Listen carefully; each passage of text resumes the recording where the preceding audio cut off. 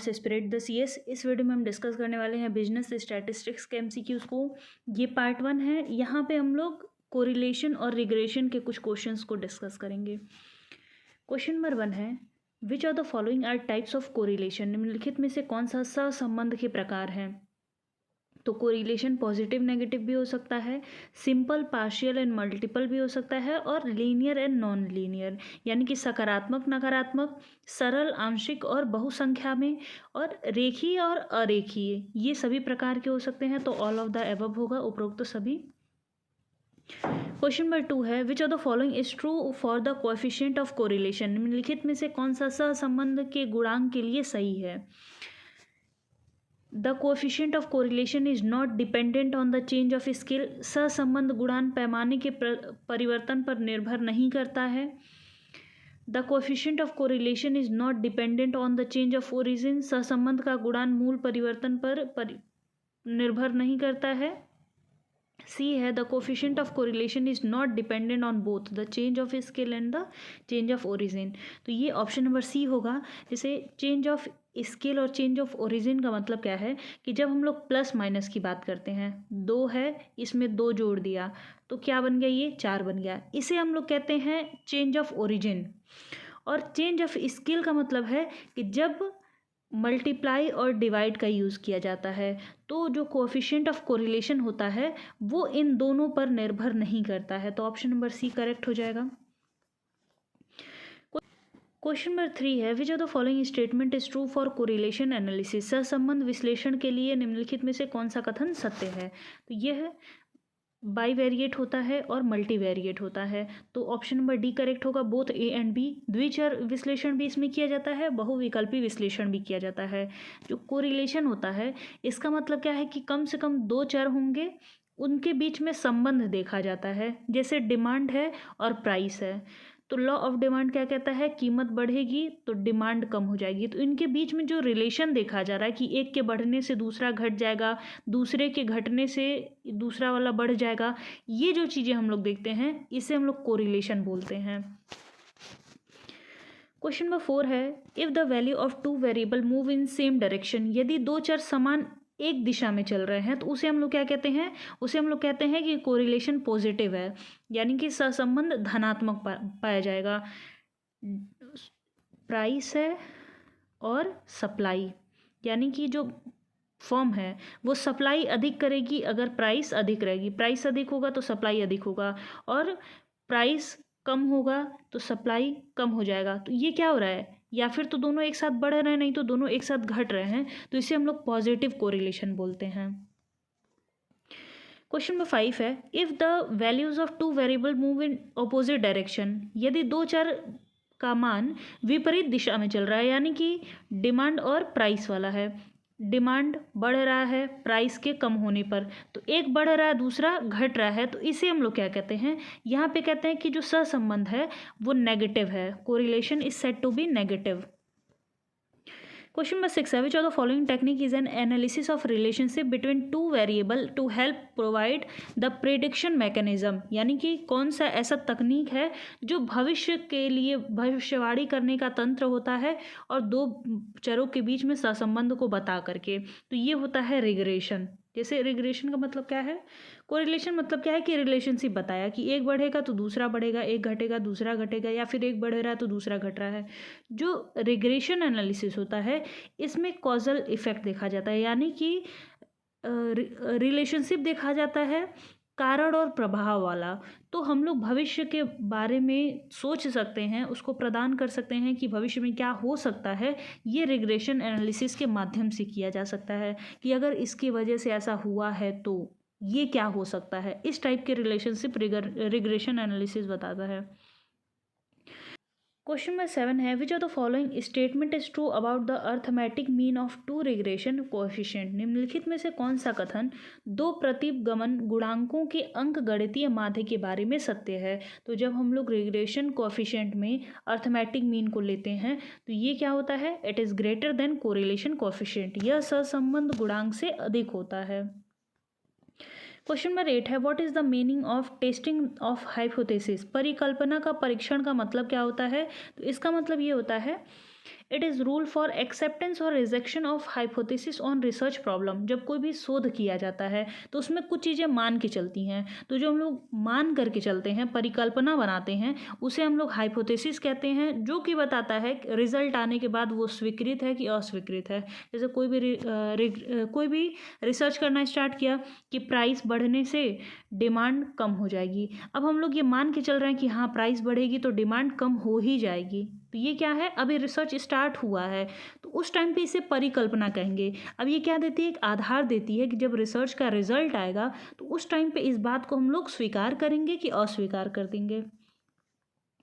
Question number 9 है the independent variable is use to explain the dependent variable in. स्वतंत्र चर का उपयोग डैश में आश्रित चर की व्याख्या करने के लिए किया जाता है, तो ये किया जाता है लीनियर रिग्रेशन एनालिसिस में, रेखीय प्रतिगमन विश्लेषण। एक चर के माध्यम से दूसरे चर के बारे में जानना। स्वतंत्र चर क्या होता है, जिसका प्रभाव दूसरे पर पड़ता है, ये स्वतंत्र रहता है। दूसरा क्या है कि ये आश्रित है दूसरे वाले पे, जो इंडिपेंडेंट है। इस पे कौन डिपेंड कर रहा है, जो डिपेंडेंट वेरिएबल है, तो इसके बारे में व्याख्या कौन करता है, linear regression analysis. Question number 10 है which of the following statement is true about regression line. प्रतिगमन रेखा के बारे में कौन सा कथन सत्य है। A regression line is also known as line of average relationship. एक प्रतिगमन रेखा को औसत संबंध की रेखा के रूप में जाना जाता है, तो ये बात सही है। A regression line is also known as estimating equation.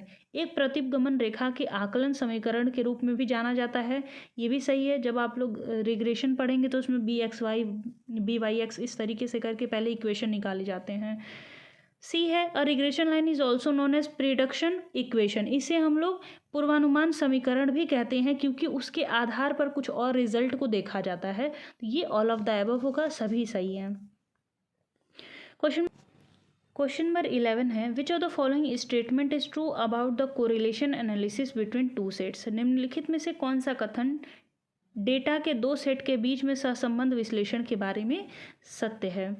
The correlational analysis between two set of data is known as simple correlation. यानी कि दो तरीके के चर दिए हुए हैं, इनके बीच में जो सहसंबंध है उसे हम लोग साधारण सहसंबंध बोलेंगे, ये बात सही है। जब भी दो वेरिएबल हम लोग लेके चलते हैं तो उसे हम लोग सिंपल कोरिलेशन बोलते हैं। The correlation analysis between two set is known as multiple data. ये ऐसा नहीं होता है कि जब दो से अधिक रहेंगे तब उसे हम लोग मल्टीपल कोरिलेशन बोलते हैं। The correlation analysis between two set is known as partial correlation. ये भी स्टेटमेंट गलत है, तो ऑप्शन नंबर ए सही हो जाएगा कि जब दो सेट रहेंगे तो उसे हम लोग साधारण सहसंबंध कहते हैं। क्वेश्चन नंबर 12 है the independent variable is also called as. जो स्वतंत्र चर हैं उन्हें हम लोग क्या कहते हैं, उन्हें हम लोग कहते हैं रिग्रेसर। यानी कि इसकी वजह से परिवर्तन होगा। जैसे कोई भी एक एग्जांपल लेते हैं, ये समझने के लिए है कि बादल लगा हुआ है, इसकी वजह से अब क्या होगा, बारिश होगा। तो ये क्या है, जो बादल लगा हुआ है उसे हम लोग इंडिपेंडेंट कहेंगे। ये बारिश पर निर्भर नहीं कर रहा है, लेकिन बारिश इसके ऊपर निर्भर कर रही है। बादल लगा हुआ तो बारिश होगा, जरूरी नहीं है, बस हम एग्जाम्पल के लिए बोले हैं। क्वेश्चन नंबर 13 है the dependent variable is also known as. Dependent variable यानी कि आश्रित चर को और किस नाम से जाना जाता है, तो इसे हम लोग रिग्रेसेंट यानी कि प्रतिगमन चर कहते हैं, जिस पर प्रभाव पड़ा है। प्रेडिसेंट भी बोलते हैं, यानी कि भविष्यवाणी चर, और एक्सप्लेनेंट यानी कि इसको व्याख्यात्मक चर भी बोलते हैं। तो ये ऑल ऑफ द अबव होगा। क्वेश्चन नंबर 14 है the dependent variable is also called as. आश्रित चर को और किस नाम से जाना जाता है, तो इसे रिग्रेशन इसके नाम से नहीं जाना जाता है। रिग्रेशन में हम लोग रिलेशनशिप को देखते हैं। रिग्रेसेंट ये बोला जाता है प्रतिगामी, और रिग्रेसर किसको बोला जाता है, डिपेंडेंट को। और कॉन्टिन्यूअस वेरिएबल इसका कोई नाम नहीं है, और इंडिपेंडेंट वेरिएबल स्वतंत्र चर को हम लोग रिग्रेसर बोलते हैं। तो ऑप्शन नंबर बी करेक्ट हो जाएगा, रिग्रेसेंट। क्वेश्चन नंबर 15 है to determine the height of a person when his weight is given. किसी व्यक्ति की लंबाई को निर्धारित करने के लिए जब उसका वजन दिया होगा तो उसे हम लोग क्या कहेंगे, उसे हम लोग कहेंगे रिग्रेशन प्रॉब्लम, यानी कि प्रतिगमन समस्या। अब ये कैसे समझ में आए किसी की हाइट देखनी है तो वेट दिया हुआ है। अब वेट के हिसाब से हम लोग हाइट किस तरीके से देखेंगे कि इसका प्रभाव क्या पड़ा है हाइट पर। जैसे ज़्यादा मोटे हैं तो लंबाई होते हुए भी बहुत लंबा नहीं दिखते हैं, तो वो क्या है, रिग्रेशन प्रॉब्लम है, प्रतिगमन समस्या है। क्वेश्चन नंबर 16 है, if one regression coefficient is greater than 1, अगर एक प्रतिगमन गुणांक एक से अधिक है तो दूसरा क्या होगा। तो देखिए, जब दोनों रिग्रेशन को हम लोग लेके चलते हैं, रिग्रेशन कोफिशिएंट को, तो उन दोनों को ऐड करने पर 1 आता है। तो अगर एक से अधिक है तो दूसरा क्या होगा, एक से कम होगा, क्योंकि दोनों को जोड़ने के बाद वो 1 आ जाए। तो ये क्या हो जाएगा आपका, less than 1, option number C. Question number 17 है, the straight line graph of a linear equation y is equal to a plus B X, slope is horizontal if. एक स्ट्रेट लाइन ग्राफ बनी हुई है, y is equal to a plus B X है। अब बोला है कि जो स्लोप बनेगा, जैसे इस तरीके से है, slope horizontal to X axis बनेगा। अब ऐसा कब होगा, जब b 0 के बराबर होगी। जब जो स्लोप बनेगी अगर वो 0 है तो आपका जो स्लोप का डिज़ाइन आएगा वो हॉरिजॉन्टल आएगा, यानी कि क्षैतिज बनेगा। क्वेश्चन नंबर 18 है, the straight line graph of a linear equation y is equal to a plus B X, slope will be downward. ये स्लोप इस तरीके से आएगा डाउनवर्ड। ये कब होगा, तो जब b कम होगा 0 से, यानी कि option number B. Question number 19 है, the straight line graph of a linear equation y is equal to a plus B X, slope will be upward. यानी कि जो स्लोप है वो अपवर्ड कब जाएगा, जब b ज़्यादा रहेगा 0 से, यानी कि जब पॉजिटिव रहेगा तो ये अपवर्ड होगा, और जब ये नेगेटिव होगा यानी कि 0 से कम होगा तो ये क्या होगा, आपका नेगेटिव की तरफ जाएगा। क्वेश्चन नंबर 20 है, if the value of any regression coefficient is 0 then the two variables are. यदि किसी प्रतिगमन गुणांक का मान 0 है तो 2 चर हैं। तो जैसे अगर 2 रिग्रेशन कोएफिशिएंट निकाल रहे हैं, उसमें से एक की वैल्यू 0 आ गई, यानी कि वो प्रभावित नहीं हुआ है, तो वो क्या है, स्वतंत्र चर है। अगर उसकी कुछ वैल्यू आ जाती तो वो डिपेंडेंट हो जाता, आश्रित चर हो जाता। क्वेश्चन नंबर 21 है, in simple regression equation the number of variable involves. सरल प्रतिगमन समीकरण में कितने चर होते हैं, तो इसमें 2 वेरिएबल होते हैं। मोर देन 2 जब होगा तो वो क्या हो जाएगा, मल्टीपल हो जाएगा, यानी कि बहुसंख्यक। क्वेश्चन नंबर 22 है, in simple regression the number of unknown constant are. सरल रेखीय प्रतिगमन में अज्ञात स्थिरांक की संख्या कितनी होती है, तो ये भी 2 होती है। क्वेश्चन नंबर 23 है, the slope of regression line of y on x is called the. x पर y की प्रतिगमन रेखा की ढालान को क्या कहते हैं, तो इसे हम लोग कहते हैं correlation coefficient of y on x, यानी कि x पर y का सहसंबंध गुणांक। अगर यहीं पर x ऑन y बोलता तो हम लोग आंसर टिक करते correlation coefficient of x on y, यानी कि y पर x का सहसंबंध गुणांक। क्वेश्चन नंबर 24 है, the predicted rate of response of the dependent variable to the change in the independent variable is called. स्वतंत्र चर में परिवर्तन के लिए आश्रित चर की प्रतिक्रिया को क्या कहते हैं, तो उसे हम लोग कहते हैं स्लोप, यानी कि जो ढलान बनती है वो इंडिपेंडेंट वेरिएबल में जो चेंजेस होते हैं उसकी वजह से डिपेंडेंट वेरिएबल में जो चेंज हुआ है उसकी वजह से बनती है। क्वेश्चन नंबर 25 है, all data points falling along the straight line it is called. एक सीधी रेखा के साथ गिरने वाले सभी डेटा बिंदु को हम लोग क्या कहते हैं, तो उसे हम लोग कहते हैं लीनियर रिलेशनशिप, यानी कि रेखीय संबंध। जैसे इस तरीके से अगर है या फिर इस तरीके से एक रेखा में चल रहा है, जितने भी डेटा हैं वो इसी पॉइंट पे चल रहे हैं, तो उसे हम लोग लीनियर कहते हैं। क्वेश्चन नंबर 26 है, a relationship where the flow of data point is best represented by a curve it is called. जहां डेटा बिंदुओं का प्रभाव एक वक्र के माध्यम से अच्छी तरीके से दिखाया जा सकता है, उसे हम लोग क्या कहते हैं, उसे हम लोग कहते हैं लीनियर रिलेशनशिप, रेखीय संबंध। क्वेश्चन नंबर 27 है, the method of least square dictates that we choose a regression line where the sum of square of deviation of the point is points from the lies, यानी कि न्यूनतम वर्ग विधि में एक प्रतिगमन रेखा को चुनते हैं जहां पर बिंदुओं के विचलन के वर्ग का योग कितना होता है, तो वो मिनिमम होता है। यानी कि जो डिफरेंसेस आ रहे हैं, जो डेविएशंस आ रहे हैं, वो जब पॉइंट मिनिमम पे आएंगे तो उस टाइम पे लीस्ट स्क्वायर के माध्यम से रिग्रेशन को चुना जाता है। क्वेश्चन नंबर 28 है, a process by which we estimate the value of dependent variable on the basis of one or more independent variable it is called। एक प्रक्रिया जिसके द्वारा हम एक या एक से अधिक स्वतंत्र चरों के आधार पर आश्रित चर के मूल्य का अनुमान लगाते हैं, उसे क्या कहते हैं? रिग्रेशन कहते हैं, प्रतिगमन कहते हैं।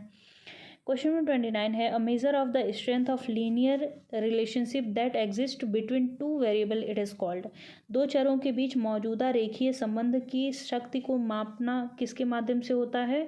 तो वो होता है कोरिलेशन कोएफिशिएंट, यानी कि सहसंबंध गुणांक। यहाँ पे लीनियर रिलेशनशिप हम लोग मेजर कर रहे हैं, सिर्फ रिलेशनशिप देखते हैं तो हम लोग हमेशा कोरिलेशन की तरफ जाते हैं। जब किसी चर का दूसरे पर क्या प्रभाव पड़ रहा है, ये सारी चीज़ें देखते हैं तो रिग्रेशन इक्वेशन में होता है। क्वेश्चन नंबर 30 है, if the actual and estimated values of y are same on the regression line the sum of squares of error will be. यानी कि मान के चले थे कि 5 आएगा और 5 ही आ गया, तो इस समय पे कोई भी एरर है यानी कि कोई भी त्रुटि है नहीं है, तो इस टाइम पे त्रुटि क्या रहेगी? 0 आएगी। क्वेश्चन नंबर 31 है, the sum of difference between the actual value of y and its values obtain from the fitted regression line is called. Fitted regression line से प्राप्त y और उसके मूल्यों के वास्तविक मूल्यों के बीच के अंतर का योग हमेशा कैसा रहता है? तो वो 0 होता है। नंबर 32 है, the purpose of simple line regression analysis is to. सरल रेखीय प्रतिगमन विश्लेषण का उद्देश्य क्या होता है? तो इसका एकमात्र उद्देश्य ये रहता है कि एक चर के माध्यम से दूसरे चर का मूल्य कितना आएगा इसे प्रेडिक्ट किया जाए। Predict one value from the another variable.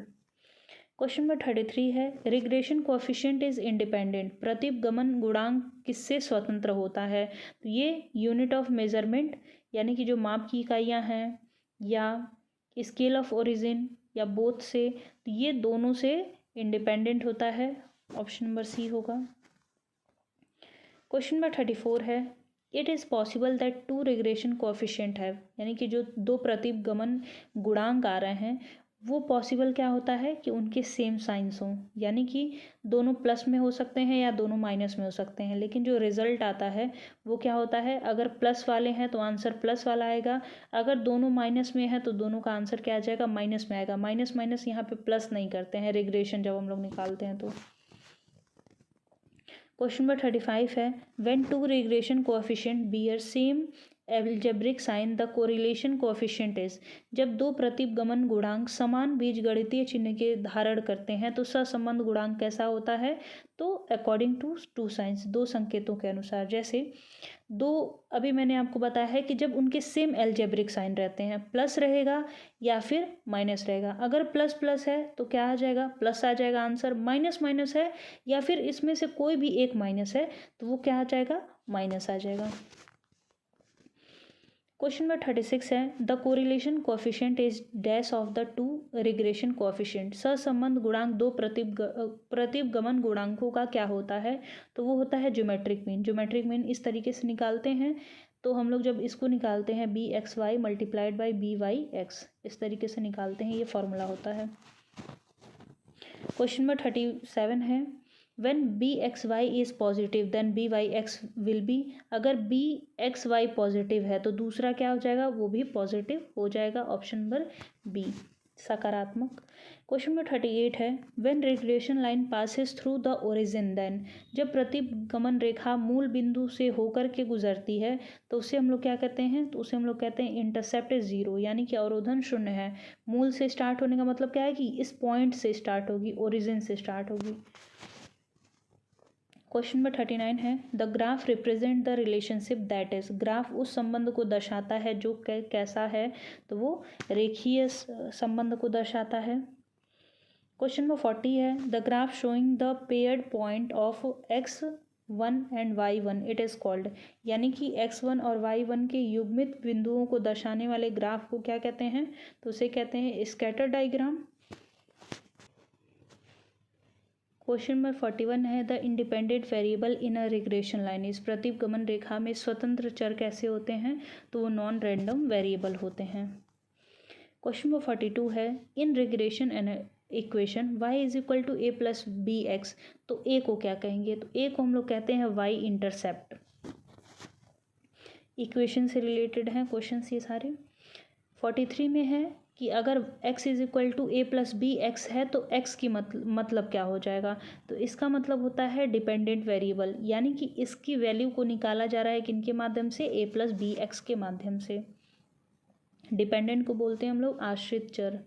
44 है in the regression equation y is equal to A plus B X, तो y को हम लोग क्या कहेंगे, तो इसे हम लोग कहेंगे डिपेंडेंट। जो भी इक्वल टू के इस साइड पे आएगा उसे हम लोग डिपेंडेंट वेरिएबल कहते हैं, और इधर वाले में क्या रहता है, वो इंडिपेंडेंट रहता है। कुछ चीज़ें हमको कैलकुलेट करनी होती हैं, कुछ चीज़ें हमारी दी रहती हैं। क्वेश्चन नंबर 45 है when the ratio of variations in the related variable is constant it is called, जब संबंधित चरों में भिन्नताओं का अनुपात स्थिर होता है तो उसे हम लोग क्या कहते हैं, लीनियर कोरिलेशन कहते हैं। क्योंकि इसमें जैसे क्या है कि इस तरीके से है, एक पॉइंट यहाँ, दूसरा, तीसरा, चौथा, पांचवा, छठवां, ऐसे करके बनते जा रहा है, यानी कि एक सीरियल से चल रहा है, तो इसलिए इसे लीनियर इक्वेशन कहते हैं। क्वेश्चन नंबर 46 है if both variables x and y increases और decreases simultaneously then the correlation coefficient क्या होगा, यानी कि x और y इनमें एक साथ या फिर तो बढ़ रहे हैं नहीं तो घट रहे हैं, तो कोरिलेशन कैसा होगा, पॉजिटिव होगा, सकारात्मक होगा। क्वेश्चन नंबर 47 है if the points on scatter diagram indicates that as one variable increases the other variable tends to decrease the value of r will be, यदि स्कैटर डायग्राम में ये दिखाया जा रहा है कि एक चर जैसे जैसे बढ़ रहा है दूसरा चर वैसे ही घट रहा है, तो r का वैल्यू कैसा आएगा, तो r हमेशा किस में आएगा, नेगेटिव में आएगा। r का मतलब क्या है, कोरिलेशन, सहसंबंध। तो अगर एक बढ़ रहा है तो दूसरा घट रहा है, इसका मतलब यही हो गया कि दोनों के बीच में नकारात्मक संबंध है। क्वेश्चन नंबर 48 है if the sum of product of deviation of x and y from their means is zero the correlation coefficient between x and y is, तो ये ज़ीरो हो जाएगा। जब भी x और y के विचलन के गुणांक का योग शून्य आता है तो उनके बीच में सहसंबंध गुणांक भी शून्य आता है। क्वेश्चन नंबर 49 है if the figure +1 सिग्निफाइजेज perfect positive correlation, -1 signifies perfect negative correlation, then 0 signifies, यदि +1 बताता है कि सकारात्मक संबंध है, -1 बताता है कि पूर्ण नकारात्मक संबंध है, तो 0 क्या बताता है, 0 बताता है कि कोई भी संबंध नहीं है, यानी कि अनकोरिलेटेड, असंबद्ध चर। इस वीडियो का लास्ट क्वेश्चन है if y is equal to -10x and x is equal to -0.1y then r is equal to, तो अगर हम लोग देखें तो माइनस माइनस प्लस हो जाना चाहिए, लेकिन मैंने आपको पहले भी बताया है कि अगर कोई भी पॉइंट है उसमें माइनस दिया हुआ है तो आंसर इसका माइनस में आएगा, यानी कि -1 हो जाएगा। आई होप आपको सभी क्वेश्चन के आंसर समझ में आ गया हूँ। किसी क्वेश्चन में डाउट होगा तो आप पूछ लीजिएगा। मिलते हैं नेक्स्ट वीडियो में। अगर आप चैनल पे नए होंगे तो चैनल को सब्सक्राइब कर दीजिएगा, वीडियो पसंद आई तो वीडियो को लाइक कर दीजिएगा, कमेंट कर दीजिएगा और टेलीग्राम को ज्वाइन कर लीजिएगा, वहाँ पे बहुत सारी इन्फॉर्मेशन आपको मिलती रहती है समय समय से। मिलते हैं नेक्स्ट वीडियो में।